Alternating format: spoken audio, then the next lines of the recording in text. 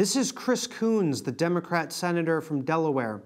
According to two former prep school classmates of Chris Coons, this man threw parties in which there were women in bikinis, in which there was wild drinking, and in which cocaine was present and widely available. Now, this was in the 1980s. Now, Chris Coons, bear in mind, was one of the strongest critics of Brett Kavanaugh and took responsibility for helping Jeff Flake delay the Kavanaugh confirmation because he was supposedly so horrified by this drinking that Brett Kavanaugh did in high school. Well, here are two former classmates from the Tower Hill Prep School in Wilmington, Delaware. Okay? Chris Coons graduated from there in 1981, and they told Big League Politics. Coons' mother married the Gore-Tex waterproof clothing magnate. After moving into a massive 10,000 square foot mansion, Coons' mother and stepfather would head to Europe while Coons would host, quote, wild ragers with booze kegs and, quote, white powder. Women were everywhere in bikinis, recalled the former Tower Hill classmate of Chris Coons. Now, Chris Coons doesn't talk a whole lot about his past experiences at the prep school, but he did give an interview with the school newspaper as a distinguished alum.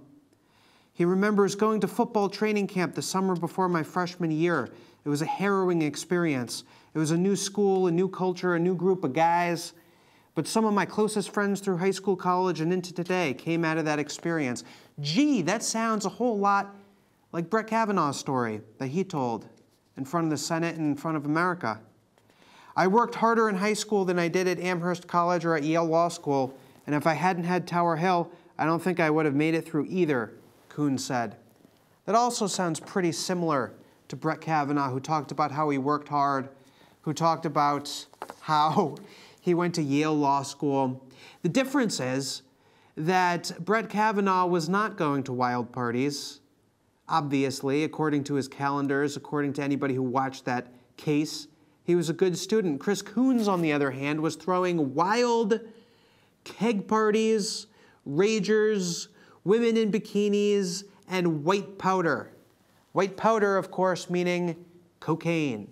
It was, after all, the 80s. So Chris Coons, the Democrat, it's very laughable, actually, to the people that went to school with him that he was such a moral crusader against Brett Kavanaugh, considering his own well-documented record of partying.